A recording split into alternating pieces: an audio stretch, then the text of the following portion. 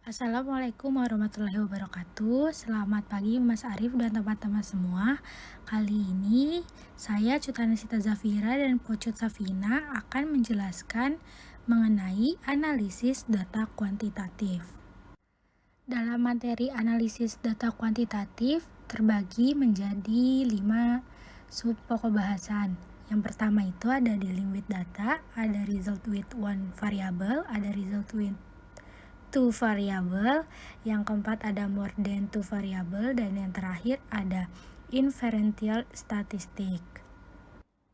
Selanjutnya kita masuk ke subpokok bahasan yang pertama, yaitu dealing with data atau berurusan dengan data.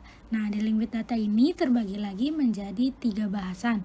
Yang pertama ada coding data, ada entering data, dan yang terakhir ada cleaning data.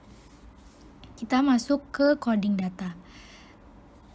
Pengkodaan data berarti menata ulang data mentah secara sistematis ke dalam format yang dapat dimasukkan ke dalam komputer untuk dianalisis lebih lanjut. Peneliti mulai memikirkan prosedur pengkodaan dan buku kode sebelum mereka mengumpulkan data. Bisa juga dikenal sebagai pengkodaan awal. Nah, biasanya untuk menyelesaikan pengkodaan, peneliti menggunakan 2 bahan, yaitu codebook dan coding prosedur. Codebook adalah dokumen yang menjelaskan prosedur pengkodaan dan lokasi data untuk variabel dalam format yang dapat digunakan di komputer. Sedangkan coding prosedur adalah sekumpulan aturan yang menyatakan bahwa angka-angka tertentu ditugaskan ke atribut variabel. Selanjutnya ke bahasan yang kedua, yaitu entering data atau pemasukan data. Dalam banyak situasi, peneliti harus memasukkan data ke dalam program. Saat penginputan data ke dalam program statistik ilmu sosial, setiap responden atau kasus berada pada baris, sedangkan setiap kolom mewakili satu variabel. Dengan kata lain, jika terdapat 2-3 baris dan 5 kolom yang diisi data, maka akan ada total 23 kasus atau responden dengan 5 variabel. Data juga dapat dimasukkan menggunakan lembar pemindai optik. Ada 4 cara untuk memasukkan kuantitatif mentah data ke dalam komputer. Yang pertama itu ada lembar kode atau kode sheet. Nah, pertama itu kita mengumpulkan informasi, lalu ditransfer dari sumber aslinya ke dalam format QC atau lembar kode. Selanjutnya, memasukkan lembar kode ke dalam komputer baris demi baris. Nah, yang kedua itu ada direct entry method atau metode pemasukan langsung. Nah, yang pertama itu saat informasi sedang dikumpulkan, para peneliti duduk di depan keyboard, lalu sambil mendengarkan atau mengamati informasi dan memasukkan atau meminta responden atau peserta memasukkan informasi itu sendiri. Nah, untuk menggunakan metode ini, komputer biasanya harus diprogram sebelum untuk menerima informasi. Yang ketiga ada pemindai optik atau optical scan. Nah, ini pertama yaitu mengumpulkan informasi dan masukkan ke lembar pemindai optik atau minta responden atau peserta memasukkan informasi dengan mengisi titik yang benar. Selanjutnya, gunakan pemindai atau pembaca optik untuk mentransfer informasi ke komputer. Yang terakhir ada kode batang atau barcode. Nah, yang pertama itu kumpulkan informasi dan ubah menjadi lembar batang berbeda yang dikaitkan dengan nilai numerik tertentu. Kemudian gunakan pembaca barcode untuk mentransfer informasi ke komputer. Bahasan yang ketiga yaitu mengenai membersihkan data atau cleaning data. Akurasi sangat penting saat membuat kode atau memasukkan data. Kesalahan yang dibuat saat membuat kode atau memasukkan data ke komputer mengancam validitas tindakan dan menyebabkan hasil yang menyesatkan. Nah, untuk melindungi dari terlalu banyak kesalahan, peneliti biasanya mengambil tindakan untuk memverifikasi ulang bahwa data mereka telah dimasukkan secara akurat. Setelah pengkodaan yang sangat hati-hati, peneliti harus memeriksa keakuratan pengkodaan atau membersihkan data. Seringkali peneliti ingin membuat kode sampel acak dari 10 hingga 15% data untuk kedua kalinya. Jika peneliti tidak menemukan kesalahan pengkodaan dalam sampel yang dikodekan ulang, peneliti dapat melanjutkan. Tetapi jika ada Jika peneliti menemukan kesalahan, peneliti perlu memeriksa ulang semua pengkodaan. Peneliti dapat memverifikasi pengkodaan setelah data berada di komputer dengan dua cara. Yang pertama, pemeriksaan kode yang mungkin atau pemeriksaan kode liar. Ini melibatkan pemeriksaan kategori semua variabel untuk kode yang tidak mungkin.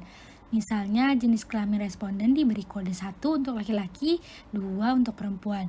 Nah, angka 4 untuk kasus yang ditemukan di lapangan.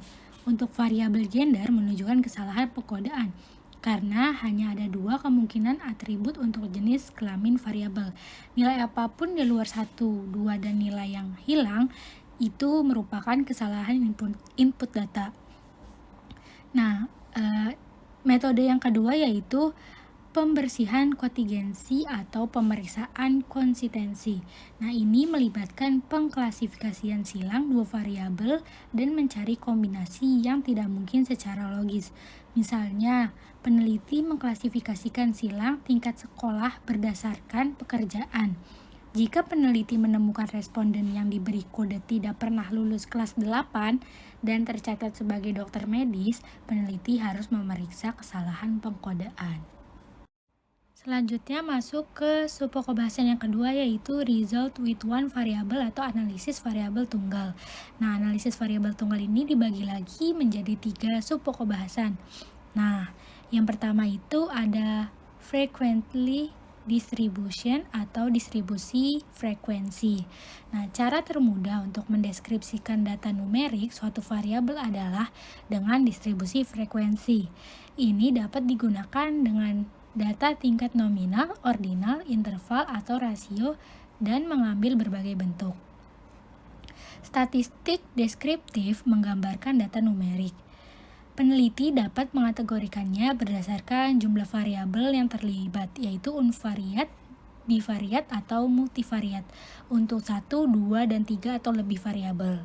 Statistik univariat menggambarkan satu variabel. Uni mengacu pada satu, variat mengacu pada variabel.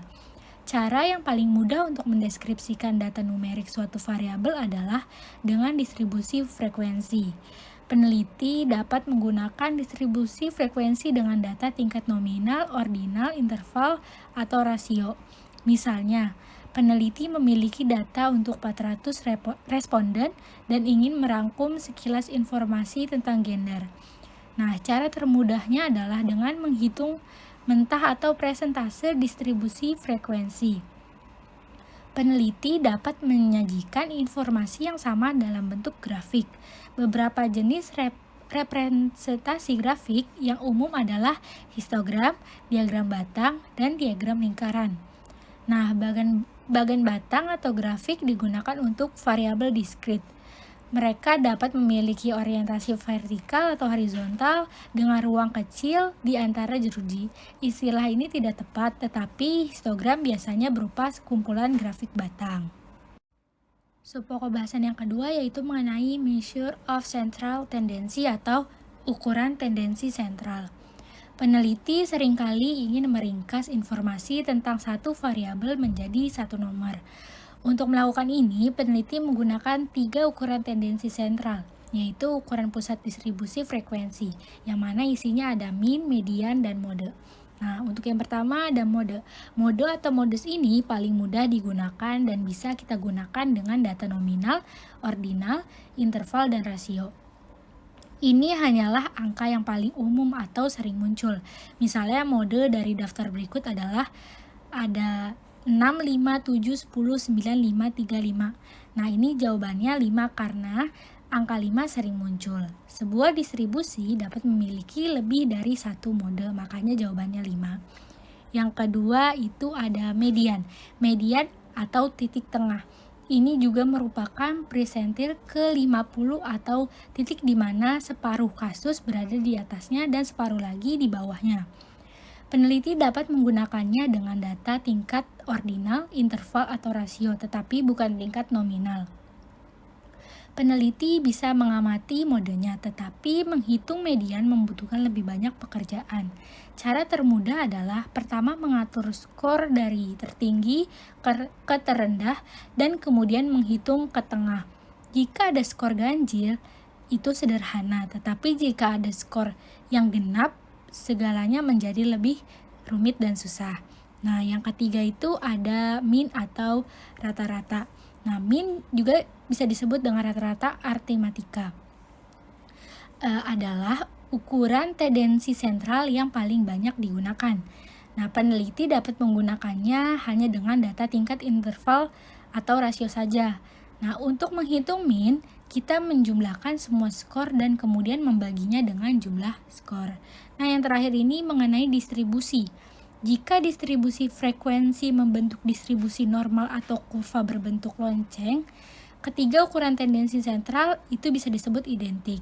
Nah, jika distribusinya adalah distribusi miring atau lebih banyak kasus berada di skor atas atau bawah, maka ketiganya tidak akan sama. Jika kebanyakan kasus memiliki skor yang lebih rendah dengan beberapa skor yang sangat tinggi, mean akan menjadi yang tertinggi, median di tengah, dan modus yang paling rendah. Tetapi jika kebanyakan kasus memiliki skor yang lebih tinggi dengan sedikit skor yang sangat rendah, maka mean akan menjadi yang terendah, median di tengah, dan modus yang tertinggi. Secara umum, median paling baik digunakan untuk distribusi miring, meskipun mean di sebagian besar statistik lainnya. Nah, selanjutnya yang ketiga membahas mengenai measure of variation atau ukuran variasi. Nah, ukuran variasi menunjukkan jumlah penyebaran atau variabilitas di sekitar pusat. Jadi, ukuran variasi 0 akan menunjukkan bahwa setiap skor identik dengan mean. Peneliti mengukur variasi dalam 3 cara. Yang pertama itu ada rentang atau range, ada percentile, dan standard deviation atau deviasi standar. Nah, untuk range sendiri atau rentangan adalah yang paling sederhana. Ini terdiri dari skor terbesar dan terkecil. Rentang memiliki keterbatasan karena hanya memberitahu kita yang paling tinggi dan rendah saja. Yang kedua ada percentile. Nah, percentile memberitahu peneliti skor di tempat tertentu dalam distribusi. Satu percentile yang sudah peneliti pelajarin adalah median, percentile ke-50. Kadang-kadang bisa percentile ke-25 dan bisa ke-75 atau percentile ke-10 dan bahkan ke-90 bisa digunakan untuk menggambarkan distribusi ini. Nah, selanjutnya ada deviasi standar. Nah, deviasi standar ini adalah ukuran dispersi yang paling sulit dihitung dan juga paling komprehensif dan banyak digunakan. Range dan percentile untuk data ini ada di tingkat ordinal, interval, dan rasio.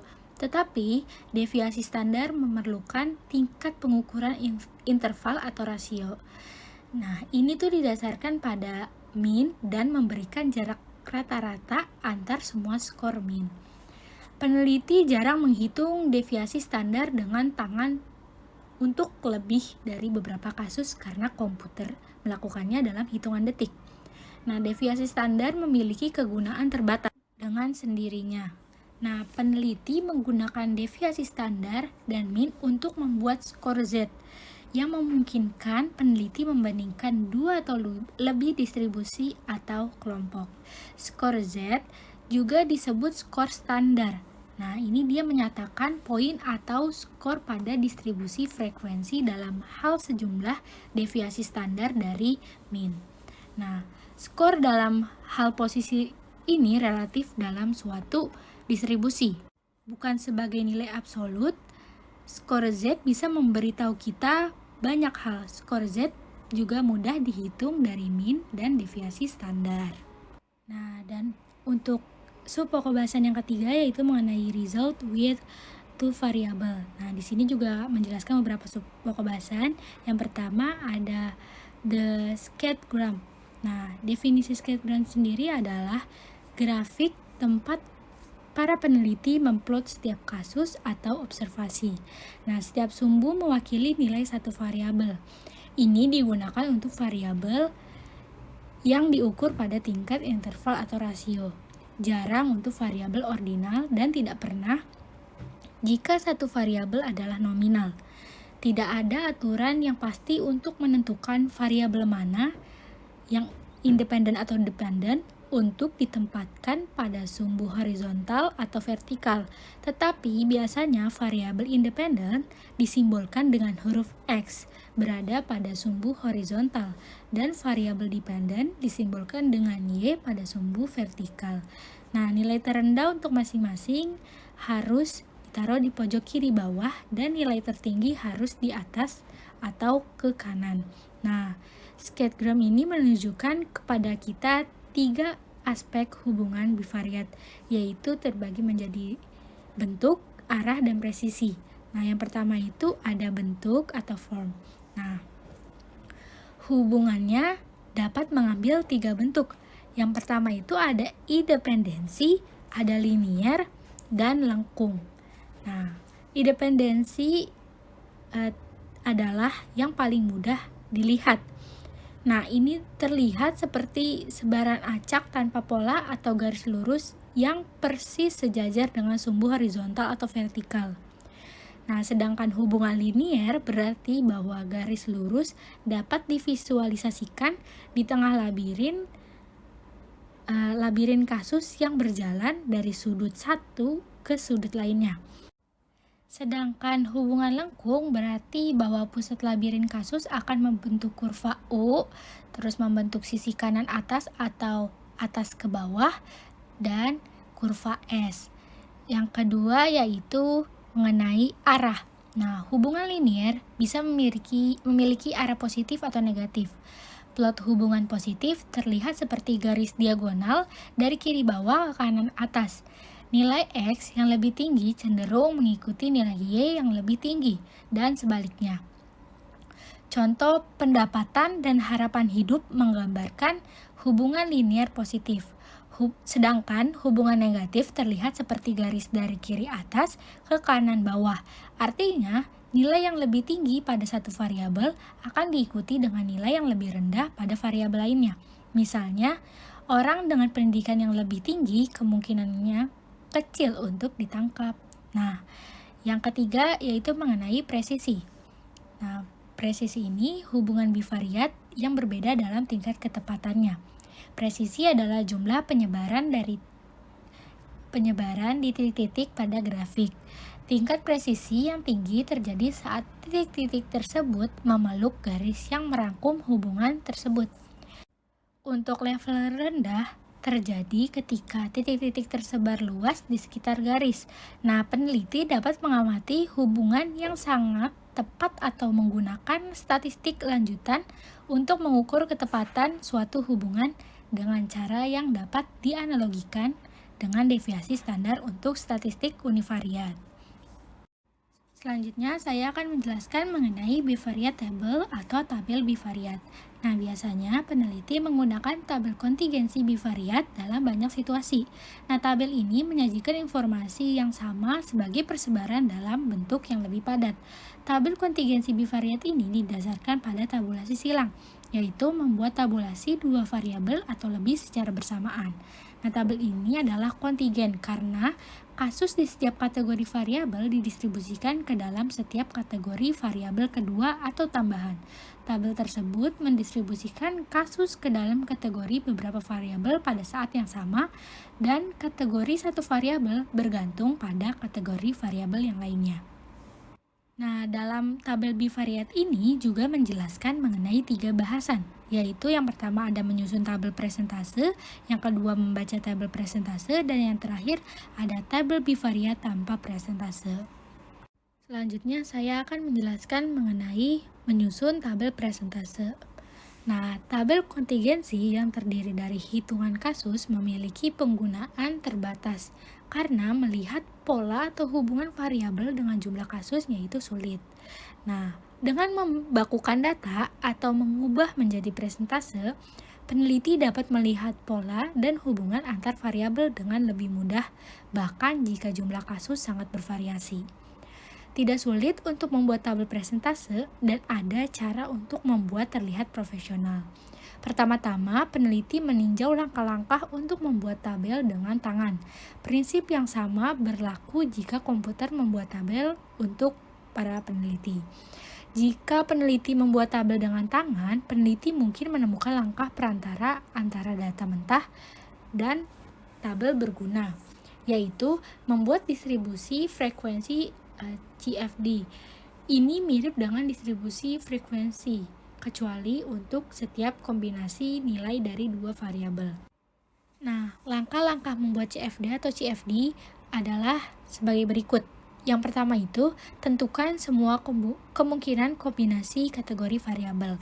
Yang kedua, memberi tanda di sebelah kategori kombinasi di mana setiap kasus yang dimasukkan. Dan yang terakhir adalah tambahkan tanda untuk jumlah kasus dalam kategori kombinasi. Selanjutnya ada membaca tabel presentase. Setelah peneliti memahami cara membuat tabel, peneliti akan lebih mudah membaca dan mengetahui isi tabel. Untuk membaca tabel presentase, pertama-tama lihat dulu judul, label variabel, dan informasi latar belakang apapun. Nah, selanjutnya lihat arah perhitungan presentase dalam baris atau kolom. Perhatikan bahwa judul pada tabel harus sama. Nah, akan lebih mudah jika tajuk menyertakan bagaimana data dipresentasikan, tetapi ini jarang dilakukan. Saat peneliti membuat tabel, yang terbaik adalah menyertakan semua bagian tabel dan menggunakan label yang jelas. Saat peneliti membaca tabel presentase, peneliti akan membuat perbandingan ke arah yang berlawanan dari yang digunakan untuk menghitung presentase. Ini terdengar membingungkan, tetapi sederhana dalam praktiknya. Aturan praktisnya adalah membandingkan seluruh baris jika tabel dipresentasikan ke bawah, yaitu menurut kolom, dan untuk membandingkan ke atas dan ke bawah dalam kolom jika tabel dipresentasikan di seluruhnya, yaitu ini menurut baris. Jadi, cara sederhana untuk melihat hubungan yang kuat adalah dengan melingkari presentase terbesar di setiap baris untuk tabel dengan presentasi baris atau kolom untuk tabel dengan presentasi kolom. Dan melihat apakah semua garis muncul. Nah, kategori dalam tabel presentase harus ordinal atau interval dan dalam urutan yang sama seperti disebar. Nah, yang terakhir saya akan menjelaskan mengenai tabel bivariat tanpa presentase. Jenis tabel bivariat lain memadatkan informasi. Nah, ukuran tendensi sentral biasanya di min. Nah, peneliti dapat menggunakannya ketika satu variabel adalah nominal atau ordinal dan variabel lainnya diukur pada interval atau tingkat rasio. Rata-rata atau ukuran serupa dari variabel interval atau rasio disajikan untuk setiap kategori variabel nominal atau ordinal. Jangan membuat ukuran tendensi sentral dari CFD atau CFD. Sebaliknya, bagilah kasus ke dalam kategori variabel ordinal atau nominal. Kemudian hitung min untuk kasus di setiap kategori variabel dari data mentah.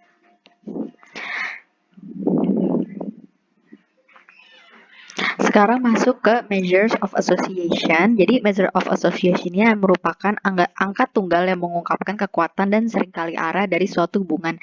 Jadi dia tuh ini memadatkan informasi tentang hubungan bivariat menjadi satu nomor.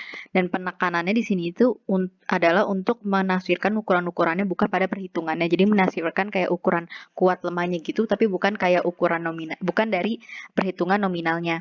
Dan itu ada banyak ukuran asosiasi yang benar tergantung pada tingkat pengukurannya, dan banyak ukuran asosiasi yang digunakan oleh peneliti sosial disebut dengan PRE atau Proportionate Reduction in Error. Jadi yang PRE ini bisa didefinisikan juga dengan logika menanyakan seberapa banyak pengetahuan tentang satu variabel mengurangi kesalahan yang dibuat saat menebak nilai variabel lainnya. Jadi kalau misalnya pengetahuan yang enggak mengurangi chance of error variabel lain, berarti masuknya ini tuh variabel itu independence, dan ukuran asosiasi kalau misalnya sama dengan 0, jadi itu masuknya ke variabel independen. Dan biasanya ini sebagian besar dari ukuran asosiasi berkisar dari -1 hingga +1. Pengecualian dengan lambda yang nanti akan dibahas.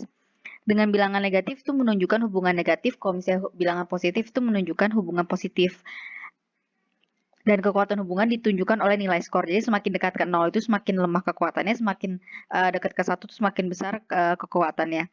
Dan nilai -1 itu persis sama dengan +1, cuma beda itu -1 itu mewakili negatif, sedangkan +1 mewakili positif. Nah, jadi ini di kanan tuh ada contohnya, perkiraan kekuatan hubungan berdasarkan dengan nilai numerik. Dan ingat, plus apa minus itu bukan digunakan untuk menafsirkan kekuatan hubungan, cuman kayak, oh ini tuh negatif, ini tuh positif. Jadi kayak kalau misalnya 0 itu tidak ada hubungan atau independence, kalau 0,2 20 ini lemah, 0,4 sedang, 0,6 kuat, 0,8 sangat kuat, dan juga 1 itu sempurna. Nah, ini ada types of measures of association. Banyak ukuran diidentifikasi oleh huruf-huruf alfabet Yunani, yaitu ada lambda, ada gamma, tau, chi, kuadrat, dan juga rho. Itu tuh ukuran yang umum digunakan, dan ini akan dibahas 3 dari situ, yaitu ada lambda, gamma, dan juga Kendall-Taube. Nah, lambda ini tuh didasarkan pada pengurangan kesalahan berdasarkan mode dan rentang antara 0 yaitu independen dan juga 1 hubungan yang paling kuat. Tidak ada nilai negatif untuk lambda. Jadi ini adalah hasil dari variabel yang hanya memasukkan data menggunakan perbedaan kategori. Jadi dia nggak ada minus kayak kalau misalnya tadi kan ada. Gamma didasarkan pada perbandingan pasangan kategori variabel dan melihat apakah sebuah kasus memiliki peringkat yang sama pada masing-masing kategori. Dan ini berkisar -1 sampai +1, positif 1.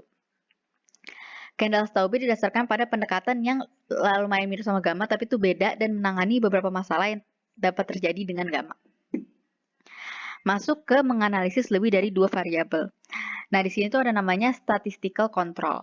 Ini merupakan kayak cara menunjukkan asosiasi atau hubungan antara 2 variabel. Tidak cukup untuk mengatakan variabel independen itu menyebabkan variabel dependen. Jadi itu dia mikir tuh ada hal lain gitu loh yang mempengaruhi. Makanya variabel independen itu nggak cukup untuk kayak mempengaruhi variabel dependen. Selain keteraturan asosiasi temporal, seorang peneliti juga harus menghilangkan penjelasan-penjelasan alternatif yang dapat membuat hubungan yang dihipotesiskan menjadi palsu. Dan untuk menghilangkan penjelasan alternatif ini, peneliti harus memperkenalkan variabel kontrol atau namanya control variables. Seorang peneliti mengontrol variabel ketiga dengan melihat apakah hubungan bivariat tetap ada dalam kategori variabel kontrol. Dan jika hubungan bivariat melemah atau menghilang setelah variabel kontrol dipertimbangkan, ini menunjukkan bahwa hubungan bivariat awal palsu dan menunjukkan bahwa variabel ketiga ini merupakan penyebab sebenarnya dari perubahan variabel dependen. Ini juga dimaksud dengan statistical control. Nah, ada 2 cara nih untuk memperkenalkan variabel kontrol. Ada trivariate percentage tables dan juga multiple regression. Nah, ini kita mau nyoba model elaborasi percentage table yang tadi yang trivariate tables.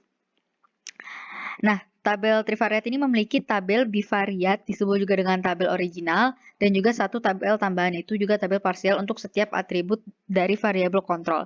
Dengan kata lain, jika Anda memiliki variabel kontrol dengan 3 atribut, Anda akan memiliki total 4 tabel, yaitu 1 tabel asli, yang tabel bivariat original itu dan juga 3 tabel parsial, 1 untuk setiap atribut variabel kontrol. Jadi batasan utama tabel trivariate adalah sulit untuk diinterpretasikan jika variabel kontrol memiliki dari 4 atribut. Masuk ke elaborasi paradigma. Jadi, elaborasi paradigma ini suatu sistem untuk membaca tabel-tabel presentasi trivariate ini menggambarkan pola yang muncul ketika variabel kontrol dimasukkan. 5 istilah menggambarkan bagaimana tabel parsial dibandingkan dengan tabel variat awal, atau bagaimana hubungan bivariat asli berubah setelah variabel kontrol dipertimbangkan. Yang pertama ada replication. Replication ini yang paling mudah dipahami. Jadi ini tuh terjadi ketika parsial mereplikasi atau mereproduksi hubungan yang sama yang ada pada tabel bivariat sebelum mempertimbangkan variabel kontrol, dan berarti variabel kontrol itu tidak berpengaruh. Yang kedua ada specification. Jadi ini terjadi ketika satu parsial mereplikasi hubungan bivariat awal tapi parsial lainnya itu tidak. Jadi misalnya Anda menemukan hubungan bivariat negatif yang kuat antara kecelakaan mobil dan juga nilai kuliah. Anda mengontrol gender dan menemukan bahwa hubungan tersebut hanya berlaku untuk pria, yaitu hubungan negatif yang kuat sebagian untuk pria, bukan buat wanita. Dan ini adalah spesifikasi karena Anda menentukan kategori variabel kontrol tempat hubungan awal yang tetap ada. Yang ketiga ada interpretation. Jadi menggambarkan situasi di mana variabel kontrol melakukan intervensi antara variabel independen dan juga dependen asli. Misalnya, Anda meneliti hubungan antara pola asuh religius dan sikap aborsi. Ideologi politik adalah variabel kontrol. Anda beralasan bahwa pendidikan agama mempengaruhi ideologi politik dan sikap aborsi saat ini. Anda berteori bahwa ideologi politik secara logis mendahului sikap tentang masalah tertentu seperti aborsi. Dengan demikian, pola asuh agama menimbulkan ideologi politik yang pada akhirnya berdampak pada sikap aborsi. Nah, variabel kontrol adalah variabel intervening yang membantu Anda menafsirkan arti dari hubungan yang lengkap. Yang keempat ini ada explanation. Jadi explanation adalah pola penjelasan terlihat sama dengan pola interpretasi. Perbedaannya adalah urutan temporal variabel kontrol. Dalam pola explanation, variabel kontrol muncul sebelum variabel independen dalam hubungan bivariat awal. Nah, misalnya ini contohnya, hubungan semula antara pola asuh religius dan sikap aborsi. Namun kini gender menjadi variabel kontrolnya.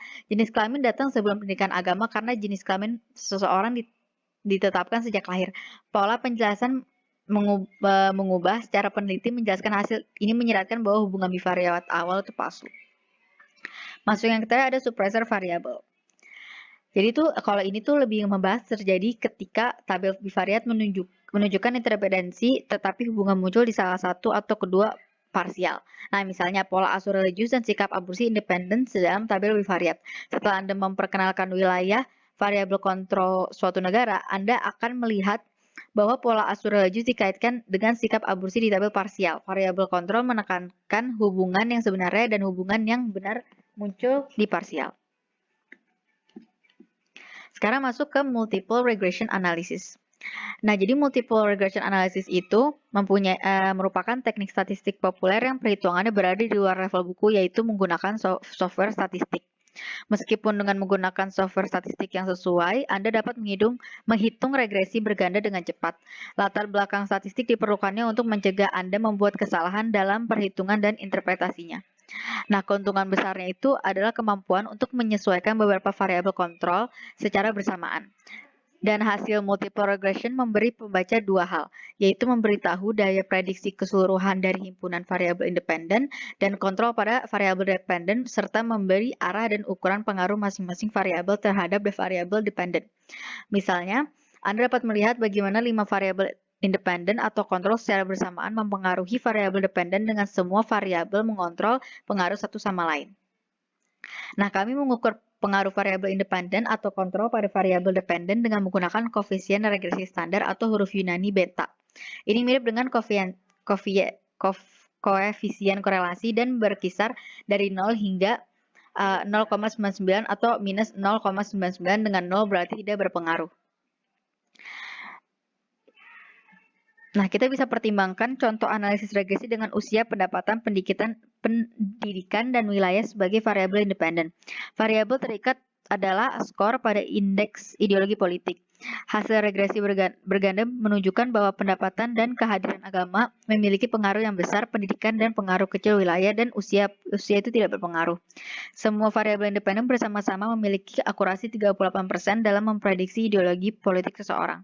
Contoh tersebut menunjukkan bahwa pendapatan tinggi sering menghadiri keagamaan dan tempat tinggal selatan secara positif terkait dengan pendapat konservatif, sedangkan memiliki lebih banyak pendidikan dikaitkan dengan pendapat liberal. Sekarang masuk ke bagian kelima, yaitu ada inferential statistic. Jadi tujuan atau the purpose of inferential statistic adalah menggunakan teori probabilitas untuk menguji hipotesis secara formal, mengizinkan kesimpulan dari sampel ke populasi, dan menguji apakah hasil deskriptif kemungkinan besar disebabkan oleh faktor acak atau hubungan nyata. Jadi statistik inferensial ini mengandalkan prinsip-prinsip dari probabilitas sampling, di mana seorang peneliti menggunakan proses acak untuk memilih kasus dari seluruh populasi dan juga nanti kayak memprediksi kemungkinan dari suatu populasi itu.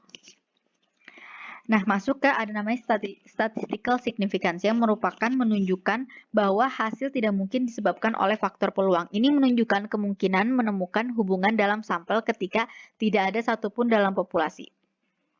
Signifikansi statistik ini hanya memberitahu kita apa yang mungkin. Ia tidak dapat membuktikan apapun dengan kepastian mutlak. Hasil dapat signifikan secara statistik, tetapi secara teoritis itu tidak berarti ataupun sepele. Dan juga misalnya nih, dua variabel dapat memiliki hubungan yang signifikan secara statistik karena kebetulan tanpa hubungan logis di antara keduanya. Kayak misalnya panjang kuku kaki jari dan kemampuan bicara bahasa Prancis. Nah, ada namanya levels of significance, yaitu didasarkan pada teori probabilitas. Jadi level of significance ini cara untuk membicarakan kemungkinan bahwa hasil disebabkan oleh faktor peluang, yaitu bahwa hubungan muncul dalam sampel ketika tidak ada satupun dalam populasi. Peneliti biasanya mengungkapkan signifikansi statistik pada hal level tingkat signifikan statistik, yaitu biasanya 0,5, 0,1, 0,001. Saat kami mengatakan bahwa hasil signifikansi misalnya itu 0,05 nih, yang kita maksud adalah kayak gini nih, misalnya hasil seperti ini disebabkan oleh faktor peluang hanya 5 kali dalam 100 kali, atau ada 95% kemungkinan bahwa hasil sampel bukan karena faktor peluang saja tetapi mencerminkan populasi secara akurat. Keduanya didasarkan pada teori probabilitas yang kami gunakan untuk menghubungkan data sampel dengan populasi. Teori probabilitas memungkinkan kita memprediksi apa yang terjadi dalam jangka panjang atas banyak peristiwa ketika proses acak digunakan. Dengan kata lain, ini memungkinkan kami untuk membuat prediksi yang tepat atas banyak situasi dalam jangka panjang tetapi tidak untuk situasi tertentu. Nah, contohnya nih kayak misalnya di sampel nih kita ngambil tuh ada collection sama women nih. Terus ternyata sampel ini tuh membuktikan kalau misalnya ada perbedaan dari jam belajar. Nah, apakah ini hasil karena emang ngambil sampel yang unusual dan sebetulnya tuh di realitanya itu tuh kayak nggak ada perbedaan antara women sama men dalam waktu belajar mereka, atau sebetulnya itu merepresentasikan antara perbedaan yang signifikan atau perbedaan yang realitas itu yang benar ada antara men dan juga women. Masuk ke yang hal terakhir yang akan kita bahas, yaitu type 1 and type 2 errors. Jadi type 1 error itu kesalahan tipe 1 ketika peneliti mengatakan bahwa adanya hubungan padahal sebenarnya tidak ada. Jadi itu dengan kata lain ini berarti itu menolak hipotesis nol secara salah. Type 2 error itu terjadi ketika seorang peneliti mengatakan bahwa suatu hubungan itu tidak ada padahal itu ada. Itu berarti menerima hipotesis nol secara salah.